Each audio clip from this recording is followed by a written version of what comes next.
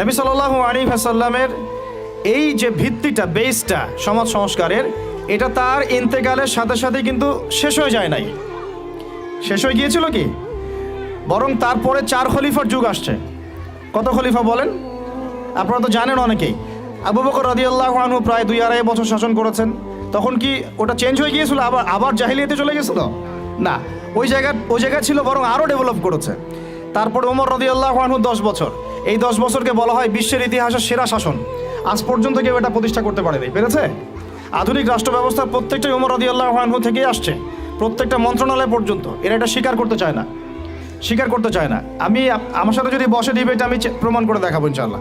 তারপরে আসছে উসমান রাদিয়াল্লাহু আনহুর 12 বছর, আরও ডেভেলপ করেছে। তারপরে আসছে আলী রাদিয়াল্লাহু আনহুর প্রায় 2-2.5-3 বছর। ওই সময় একটু গৃহযুদ্ধ হয়েছিল। এটা সাহাবীদের ব্যাপার, আমরা এগুলো নিয়ে কোনো মন্তব্য করব না। সাহাবীদের মধ্যে যত কনফ্লিক্টই হোক না কেন, আমরা তাদেরকে নিয়ে কোনো মন্তব্য করতে যাব না। এটা আকীদার খেলাফ আহলুস সুন্নাহ ওয়াল জামাত। তো 4 খলিফার 30 বছরে ইসলাম আরও আগায় গেছে, পিছায় নাই, কিন্তু এক পাও পিছায় নাই, আলহামদুলিল্লাহ। এরপরে কি ইসলাম থেমে গেছে? না। এরপর আসছে উমাইয়াদের শাসন। উমাইয়ারা 97 বছর শাসন করছে ওই প্ল্যাটফর্মের উপর দাঁড়াই। তারপরে শাসন করছে আব্বাসীয়রা প্রায় 550 বছর ওই প্ল্যাটফর্মের উপর দাঁড়াই। বরং আব্বাসীয়দের সময় আপনারা জানেন, ওই যে খলিফা আল মামুনের নাম শুনেছেন না? খলিফা আল মামুন। তো তখন দেখা যায় যে বাইতুল হিকমা, আমরা যেটাকে বলি দ্য নলেজ অফ উইজডম, বাগদাদে প্রতিষ্ঠা করা হয়েছিল। পৃথিবীর ইতিহাসে এইরকম সমৃদ্ধ বিশ্ববিদ্যালয় লাইব্রেরি কখনো হয় নাই, যেটা 1258 সালে এই তাতার মঙ্গলরা এসে ধ্বংস করেছিল। ওখানে প্রায় 6 লক্ষ কিতাব ছিল। ওই 6 লক্ষ কিতাবকে তারা পুড়িয়েছে, এই ইউফ্রেটিস নদীতে ফেলে দিয়েছে। ওই কিতাবগুলো এখনও পাওয়া যায় নাই। না জানি এই কিতাবে কী কী জ্ঞান ছিল আমরা জানিও না, কিন্তু এগুলো এখনও আনা হয়নি, পাওয়া যায়নি। আর ওরা আমাদের সভ্যতা ধ্বংস করে দিয়েছিল।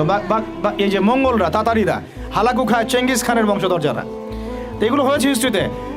ওই জ্ঞানতাত্ত্বিক রেভলিউশনের উপর দাঁড়াই, ইকরা বিসমি রব্বিকাল্লাযী খালাক, ওর উপর দাঁড়াই এই যে আমাদের খলিফারা শাসন করেছেন এভাবে। তারপরে আসছে মামলুকরা। মামলুকদের হাতে আবার এই যে আপনার এই যে কি যুদ্ধটার নাম, যেটা ইয়াদের সাথে হয়েছে, এই মঙ্গলদের সাথে, আইন জালুত, এটার নাম হচ্ছে আইন জালুতের যুদ্ধ। এই যুদ্ধে আবার মঙ্গলরা পরাজিত হয়েছে, তখন মঙ্গলদের দাপটটা কমে যায়। তারপরে আবার শাসন করেছে আইয়ুবীরা। আইয়ুবীদের মধ্যে আছে সালাউদ্দিন আইয়ুবীর নাম শুনেছেন, যার হাতে বাইতুল মুকাদ্দাস জয় হয়েছিল। তারপরে শাসন করেছে এদিকে ফাতেমিরা, মোগলরা করেছে। তারপরে ওইদিকে কর্ডোভার দিকে আন্দালুসিয়ায় মুসলিমরা শাসন করেছে, এইদিকে আবার উসমানীয়রা শাসন করেছে। এইভাবে প্রায় 1250 বছর পুরো মুসলমানরা বিশ্বে শাসন করেছে ওই জ্ঞানতাত্ত্বিক বিপ্লবের উপর দাঁড়ায়। তারা জাহিলিয়াতে ফিরে যায় নাই।